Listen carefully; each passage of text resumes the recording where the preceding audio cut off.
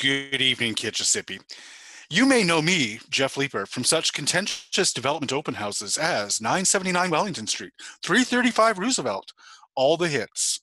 Hi, everyone. I'm your City Councilor, Jeff Leeper. I think I recognize many of the names in the attendee list. We're here to take a look tonight at the Kirkwood, Richmond, Clifton development.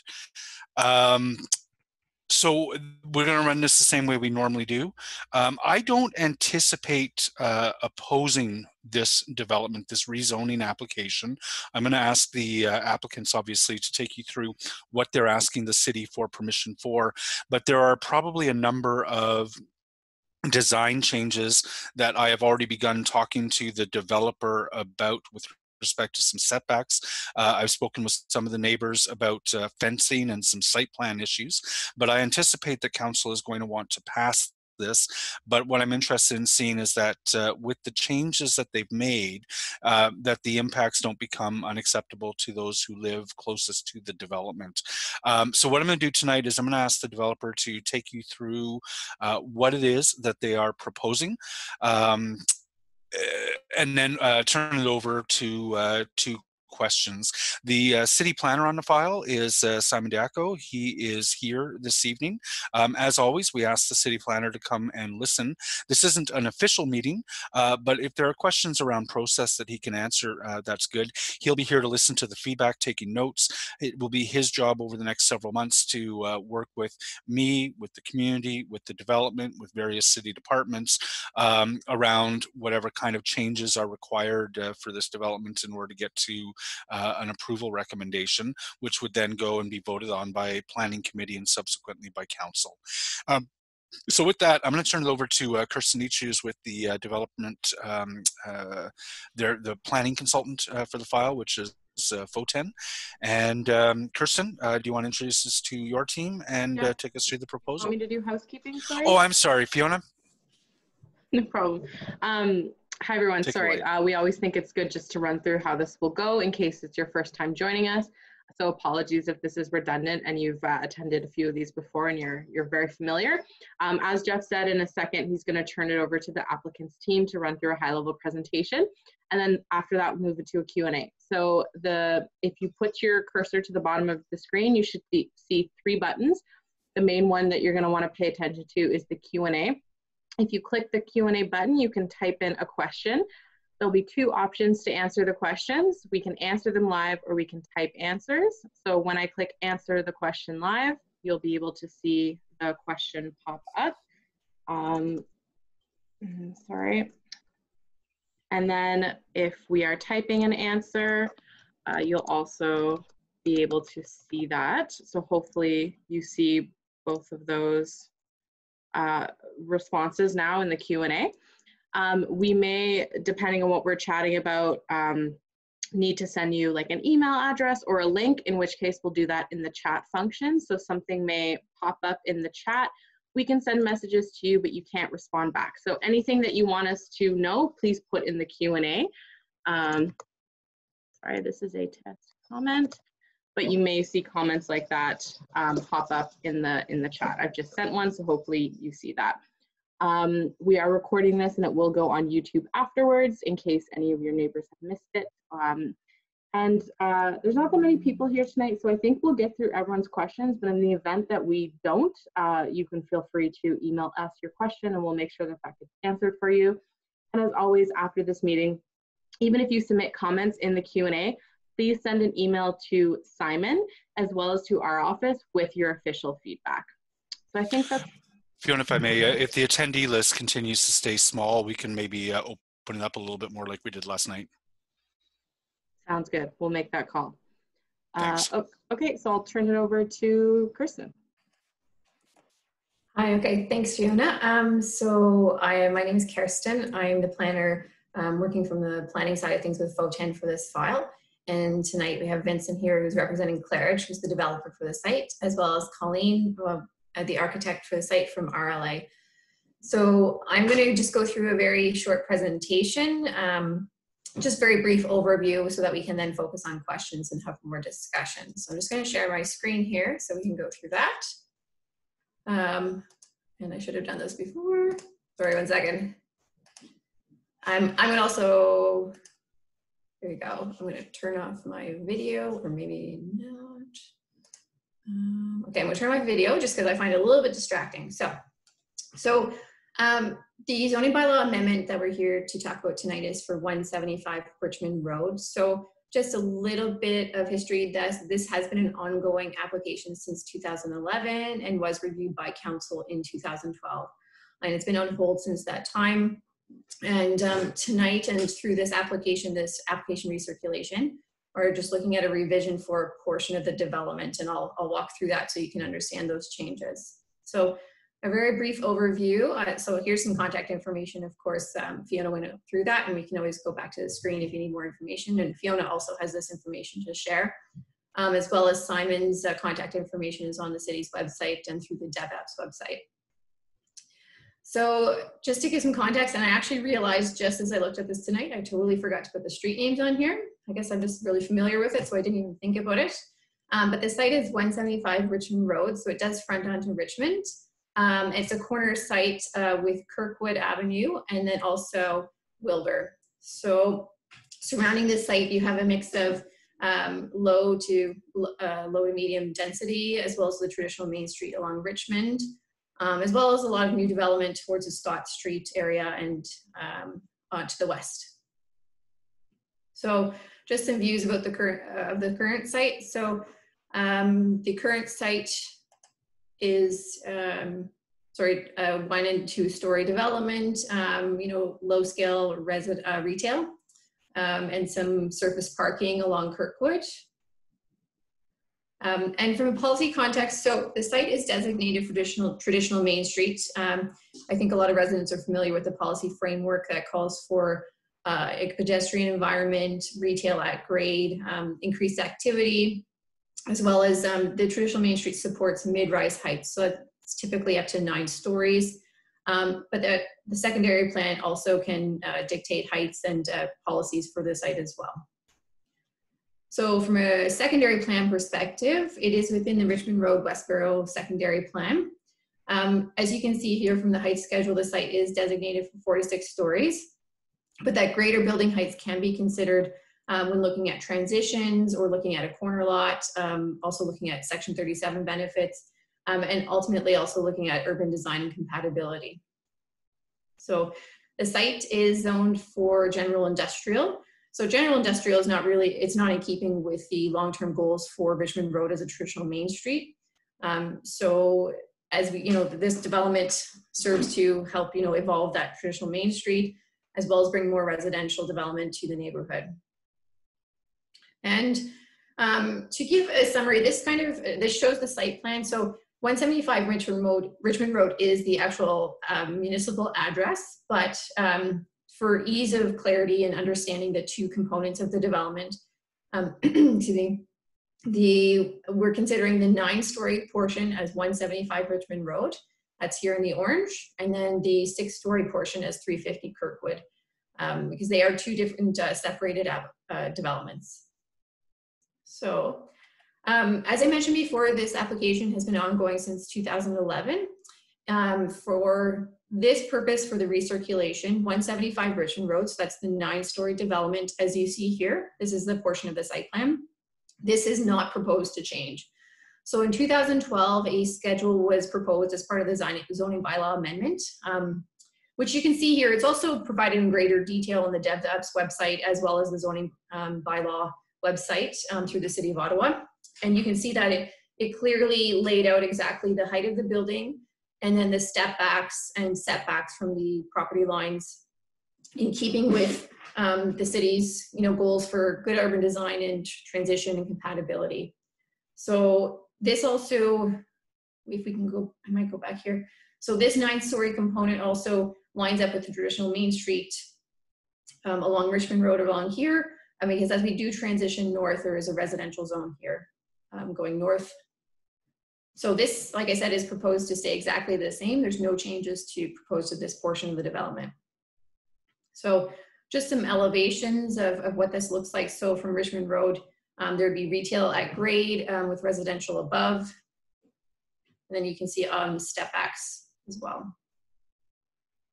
So the previous site plan for the portion known as 350 Kirkwood proposes 6 stories as it is currently, but it was more of an L-shaped pattern, and it was closer to Kirkwood. So there was minimal setbacks along the Kirkwood frontage, and then allowing for an L-shaped development with some rear yard amenity and landscaping. And so the change that's put forth through this recirculation is to redesign just into a more simple 6-story, more of a rectangular bar building shape, with greater setbacks from Kirkwood and maintaining an appropriate setbacks from Wilbur, and then providing setbacks that do increase from 7.5 along the south side up to 15 meters, almost 16 meters at the north side. So from a zoning and compatibility perspective, 7.5 meters is a typical rear yard setback requirement within the residential zone. So this development provides that minimum of 7.5 and then increases as it goes north, as you can see here. So these are just some conceptual elevations. As this is just the zoning bylaw amendment process right now, these are going to be further refined through a site plan process where more design and more detail will go into the layout of units, etc. So this was what you might see along Kirkwood. As you can see, a 6-story building with balconies, which may or may not change as it goes through. Just looking from the south, from Richmond, you actually wouldn't see this facade as clearly as you see it here. There would be a driveway between the 175 Richmond, the 9-story building, and then this facade. And then from Wilbur, you would see the facade here on the right, or something similar to that in a 6-story format. And that is it for now. And of course, we have Vincent here to answer any questions as well, and from Claridge's perspective, and I'm here to answer any questions from a planning perspective. Thanks. Thank you, Kirsten. So I have no Q and A. I have no Qs. We will provide the As. I have no questions lined up in the Q&A yet. I do see a raised hand. So Jeff, you want me to promote people? Like, you're just nodding. Okay, so M. Blackburn, I'm going to promote you to a panelist, assuming you have a question.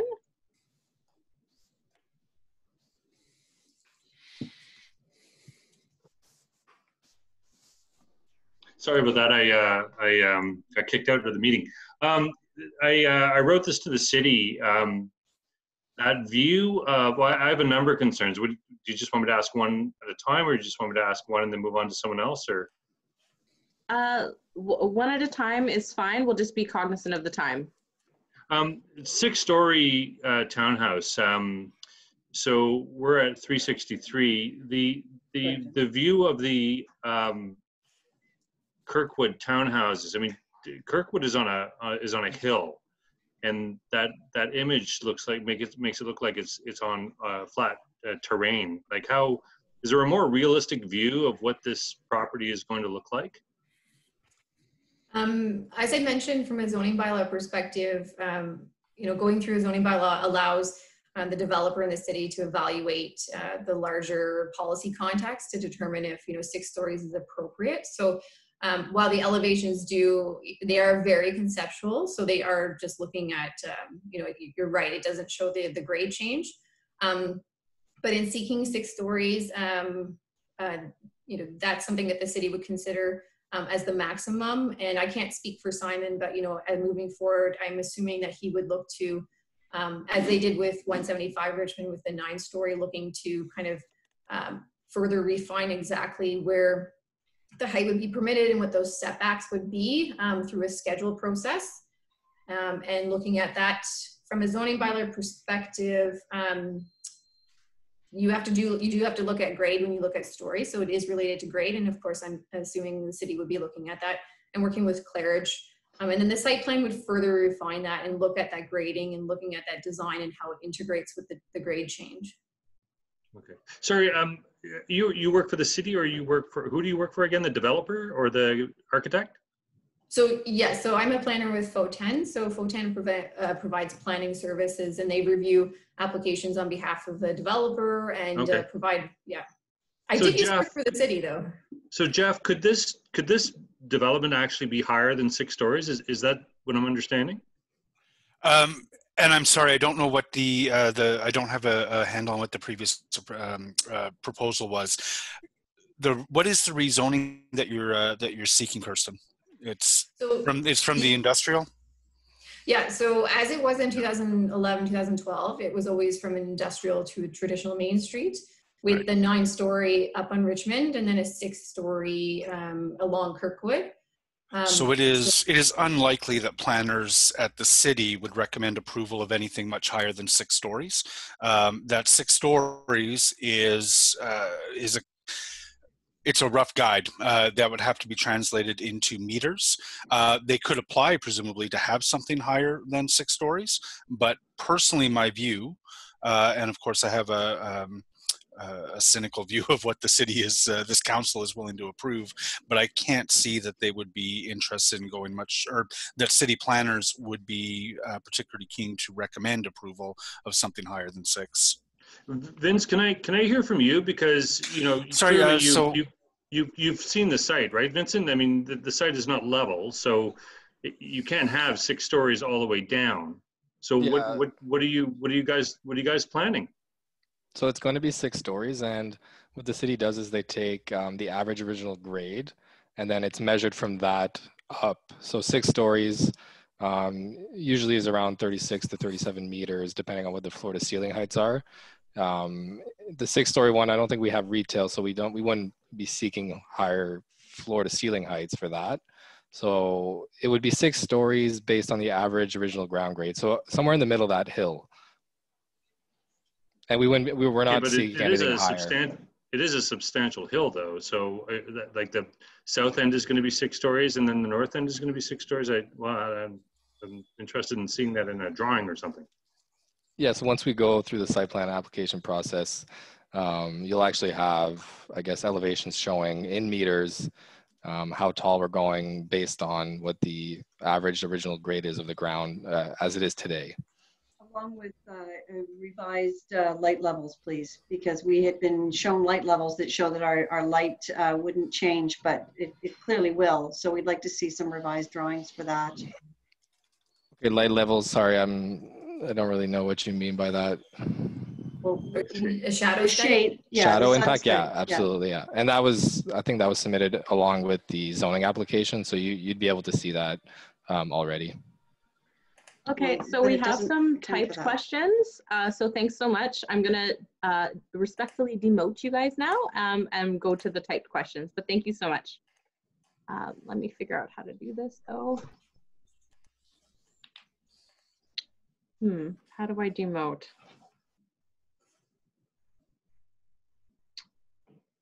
I don't demote. Yeah. If you read the next question and I'll read a question while I figure this out. Okay. Exactly. So first question. Sorry, it's a lot going on. First question: seeking an understanding of proposed building schedule and phasing. I'm assuming, I think that means construction and phasing. Vincent, if you want to speak to that. Yeah, so I guess it all depends on city approvals, but we would be, I guess, following the approvals, it would be maybe a year after we got all our approvals, maybe less, depending on what the building permit review situation is. But right now, I mean, it wouldn't be this year, maybe not next year, but at the earliest, late next year to 2022. Sorry, I've got a hound dog and he's being a little crazy right now. And then the phasing, I would assume we build the parking garage all at the same time, and then we would, I guess, pop up the buildings one at a time. If I may, Vincent, I think that was something I spoke with Neil Malhotra about, was building the parking all at the same time. Is that something you can commit to? Absolutely, yeah. Okay, thank you. Yeah. And usually at some point in these discussions, I add that with every site plan control application that comes forward, which will come after the zoning, we make a special condition for a pre-construction meeting. So before shovels go in the ground, we'll host a neighborhood pre-construction meeting with the developer, where they will go through all the nitty-gritty of the construction process, high-level timelines, entry and egress for construction vehicles, all the nitty-gritty information. So I can appreciate folks are keen to know that, and that's something we'll have more available in the future as well. If I could add, like, once we're closer to approvals and stuff, we can update the community on what our, I guess, intentions are for construction scheduling. And but yeah, Jeff, I'll have to talk to Neil about that, but I'm sure it's not a hard ask for the parking garage. We typically do it, but I just want to run it by Neil first. Yep. I think he had told me. I think he had told me that he was prepared to do that, but we'll continue that discussion. Thanks. Yep. Thanks. Okay. Next question: are these condo units or rentals? So the tenure of the buildings are not decided yet. Honestly, it's in this market, it's pretty volatile, so we don't know what it's going to be yet. But before construction happens, that will be fleshed out. So we can obviously update the community once that decision is made. Okay, thank you. The original plan had Kirkwood with 3-story townhouse facade. The new elevation is monolithic. How do we get back to something more consistent with the neighborhood? I guess I can speak to that. It's all about sort of treating our ground floor levels with a more of a podium sort of sense and connecting some of those ground floor units in with the grade that we have there, and thoughtfully landscaping the areas around those ground floor units as well. I think we can start to transition a bit better from the small towns on Kirkwood into our rental units.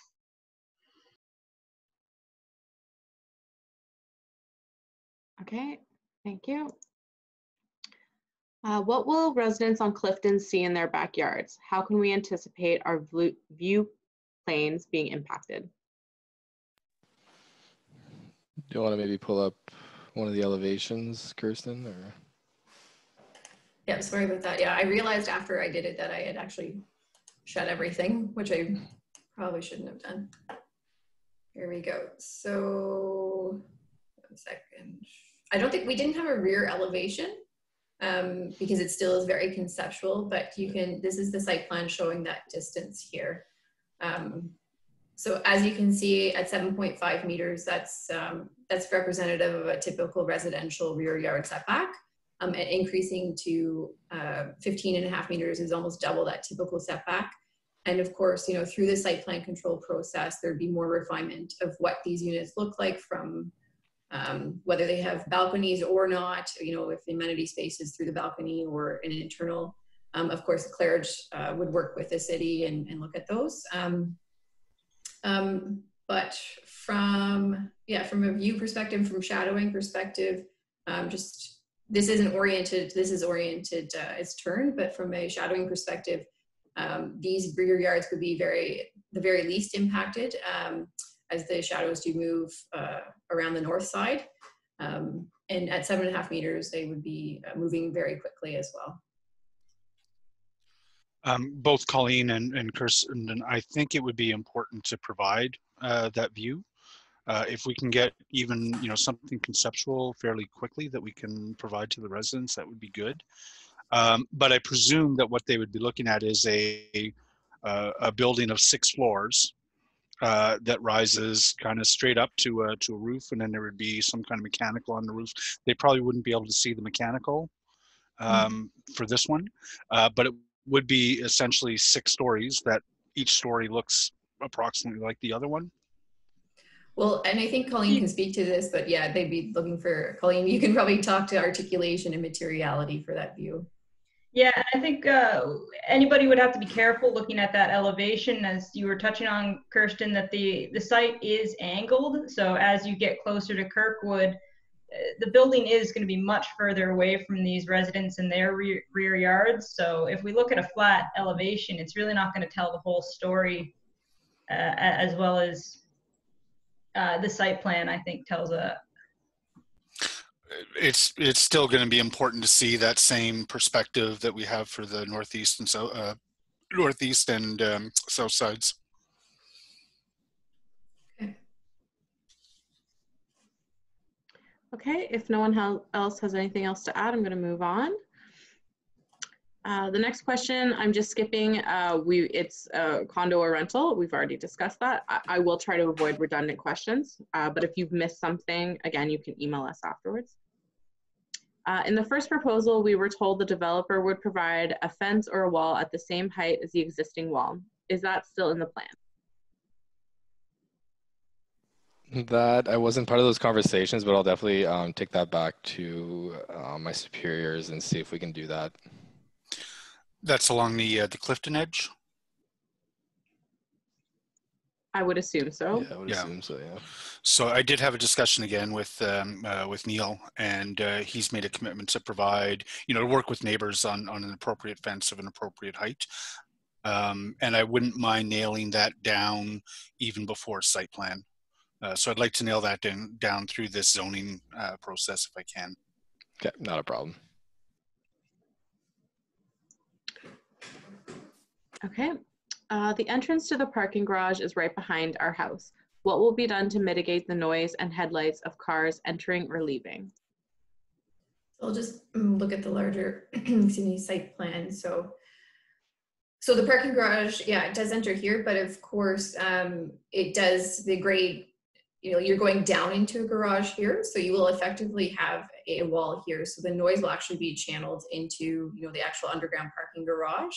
And as Vincent said, he'll be exploring with his team a fence or other landscaping measures along this that will provide screening from a visual perspective as well as a noise perspective.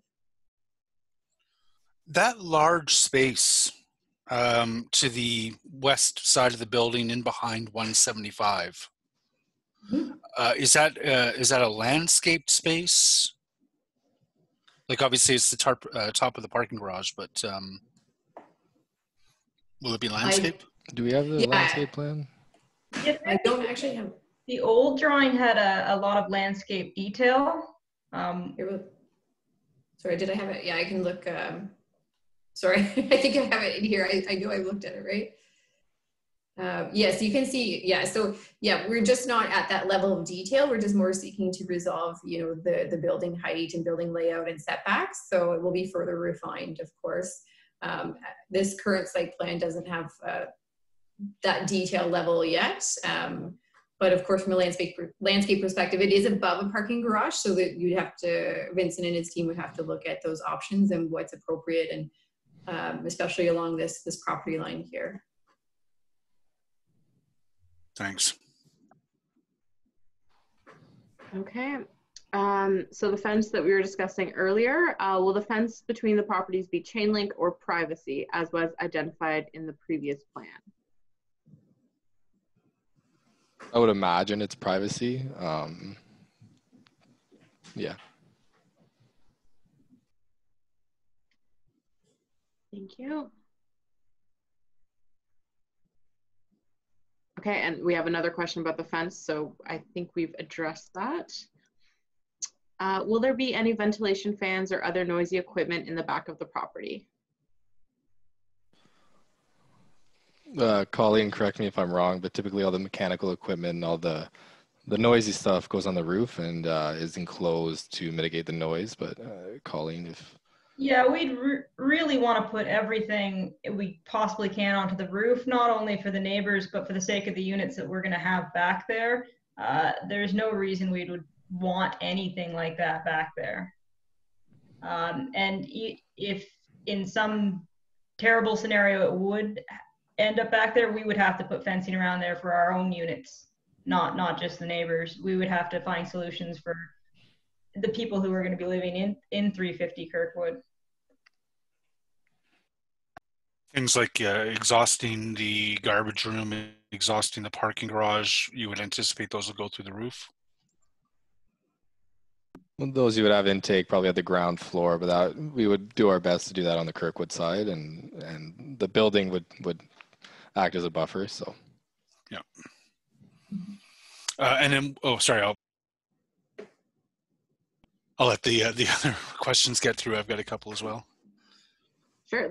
I only have one more question in the queue. Is there some sort of city requirement for the pathway between the properties? I think we might need more color on that one. Hi, Fiona. There wouldn't be a specific city requirement if between the two properties. No, that'd be something we would work through the site plan process and the landscaping plan that Kirsten and Vincent mentioned.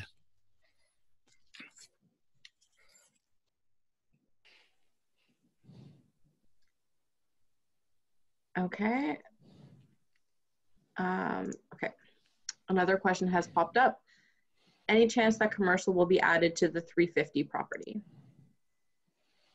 At this time, we're proposing a purely residential building, and we don't anticipate changing that. Would you, so you know the fight I'm having at on Roosevelt with the domicile building. Kirkwood is a different street than Roosevelt, obviously. Depending what, you know, if neighbors are concerned about commercial, would you be willing to have that set out as a prohibited use in the zoning? Or not include it in the permitted uses? We can explore that. What do you mean by that? So the give it a residential zoning, or in the site specific. Yeah, we could definitely zoning. explore that. Yep. Sorry, I thought you meant the community wanted commercial, but. And I'll be interested to see if the person could just follow up my assumption. So I'm seeking to keep the traditional Main Street from wrapping around into the residential. Residents may not share that view, although I suspect they do. And I would be seeking in the zoning for the 350 Kirkwood, because we're going to do a shrink wrap zoning on this one. I would like to have a prohibited use for commercial for that portion of the plan. Okay, yeah, no, that's definitely something we can But I am interested in hearing more from residents about that, but you know where I'm coming from on Roosevelt, so. Yeah. And the resident has added, yes, hoping for no commercial in 350. There's more potential for noise and fans. Yeah. Perfect. So that's, I'd like to continue exploring that through the rest of these discussions. Okay. Another question. The new shadow study was submitted with the compass backwards. Will a new study be submitted? Backwards. I mean, sometimes the north arrow isn't pointing north just to kind of coincide with our plan views, but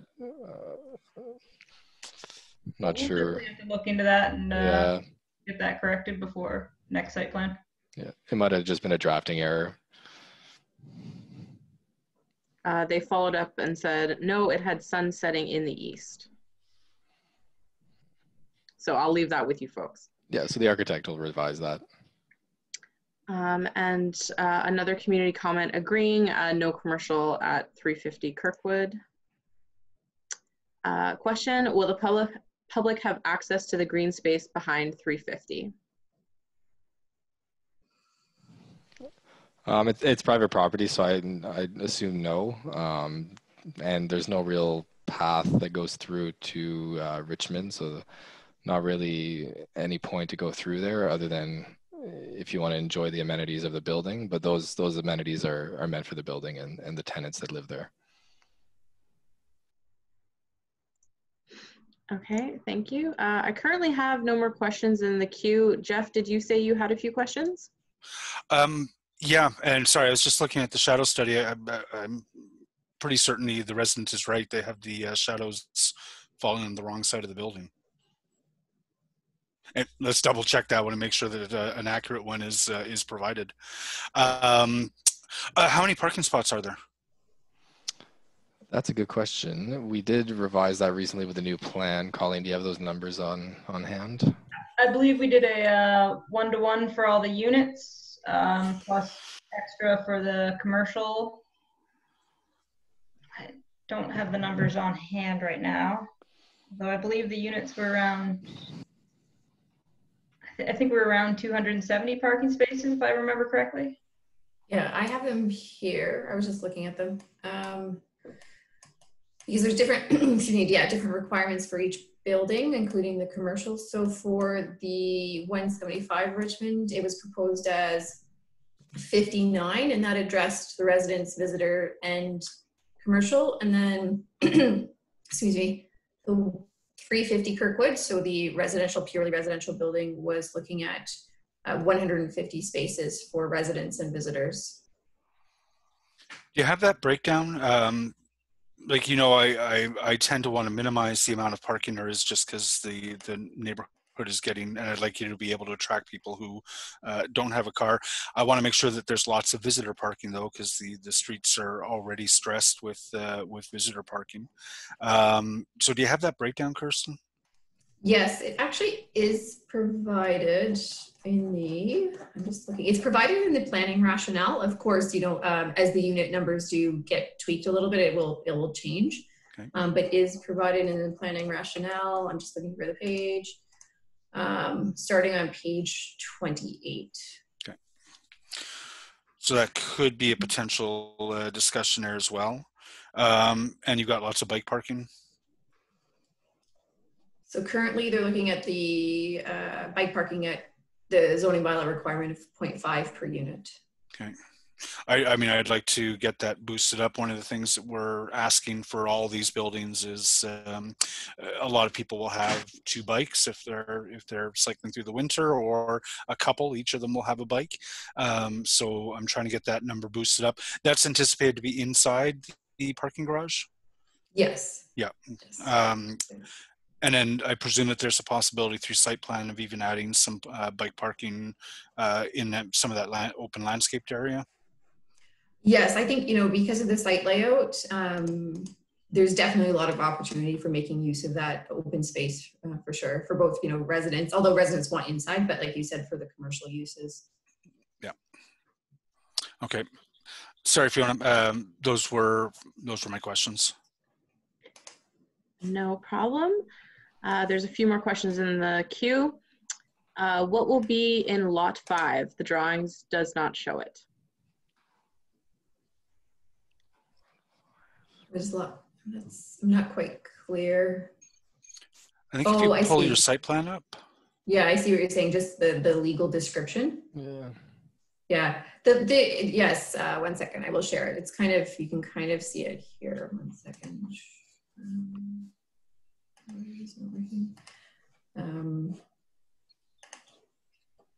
Okay, so I believe, so this is lot 3, lot 4, I believe they're talking about this one, which is lot 5. So it's just part of the overall property. This is just an underlying legal description, legal survey showing the entire property, you know, or former property lines. It's just part of the entire development. Kirsten, sorry, could you just cursor over the lot 5? Is that yeah, this is where 3. Is that? Before it's this lot here. Okay. Yeah. So yeah.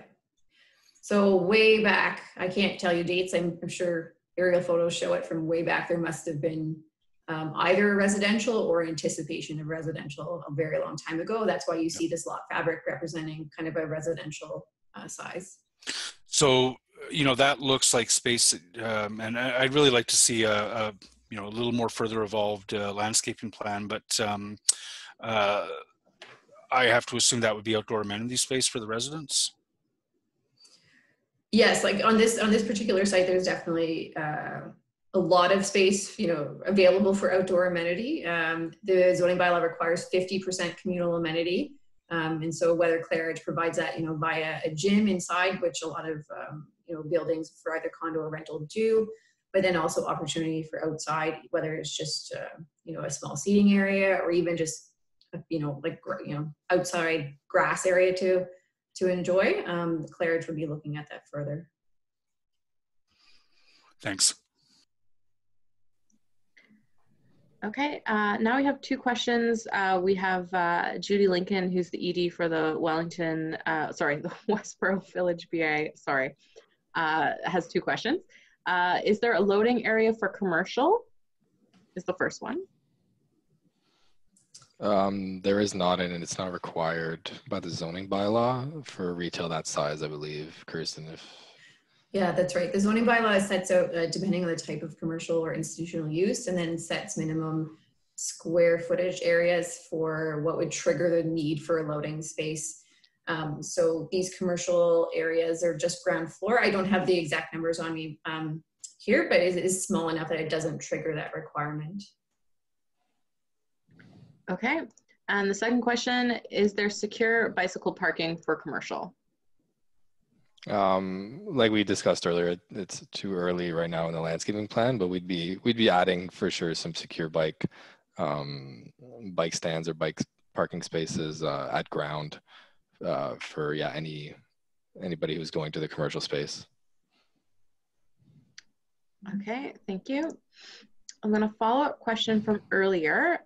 They say, sorry, I'm still not clear on the pathway between the properties. Why was it added and is it necessary? There is no pathway. Are you talking about between like the south end of our property and the existing properties on Clifton? Or was it the former? Was it this former? I'm not sure. Maybe that. Can you give the person asking the question the mic? Yep. Thanks. So Drew McDonald, I am promoting you to a panelist.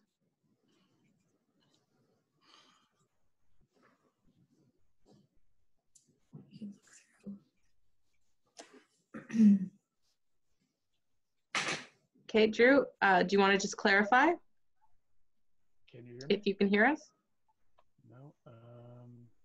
We can hear you. Oh, you can? Yep. Oh, okay. Sorry. No worries. The pathway running the length of the property north to south between 350 and all of the properties on Clifton. Okay, and maybe Colleen can speak to this from the site plan perspective. I don't believe that this shows a pathway. I believe this is in the legend. Something else. It's identified as a pathway. Is it? Okay. There's a gate at each end. I think in the old landscape plan, we show a bit of a meandering pathway, landscaped area. Okay. So thank you for the clarification. We'll definitely, Vincent and Colleen and Foten can talk about that further for further refinement of the plan. Okay, so that's still is it? So it's not a requirement that there be access through the. Oh. No. Okay, thank you. Yeah, so to get from Wilbur to Richmond, that's going to raise a number of security questions for well, frankly, your residents and for Clifton residents. That's probably not. I think that's a feature that might be dropped. Mm-hmm. There will, from and Colleen might be able to speak to it further from like a fire safety access point because of the closer proximity with the setbacks here, depending on fire access and egress, there might be a requirement just for access around this corner here. Yep. But I don't believe the intention would be to go all the way through. Yeah, it's not intuitive to me that would be an appropriate place to put a path. It may have only made sense with the grading and the landscape that was on the previous design. I can't see that it's making sense at this time. Yeah. Okay. I think we're all on the same page. Thank you. Thank you, Drew. I'm going to respectfully demote you back to an attendee. I have no more questions in my queue.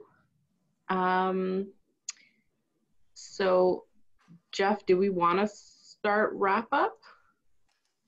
Yeah, it's a quick meeting tonight. So Simon has offered to speak about process and next steps as part of wrap up. So whenever. Oh, the planners are taking over from my ramblings. All right. No, not at all, Councillor. Please feel free. I don't usually have much of a voice left at 7:45. But I want to thank yourself for organizing the meeting, all the participants and the applicant team for attending and answering questions. I just want to clarify what the process is now is an application for rezoning. As Kirsten took us through the history of the file, what this ultimate procedure will end with is a new staff report for committee and council to consider, and it will deal with the zoning only. I appreciate the comments that I've received to date on site plan matters. I've taken notes on things like fencing and lighting, and those will certainly be addressed through the site plan control stage. And I appreciate the councillor's desire to kind of have some commitments made on these items. And I think those are fair and achievable in working with Claridge and Foten in past projects. What this bylaw will ultimately do is not necessarily regulate architecture, but it will regulate items such as height and setbacks as proposed by Foten. And I wanted to just touch quickly on the item about height. The existing schedule that was approved did two things with respect to height. It regulated the height in meters and stories.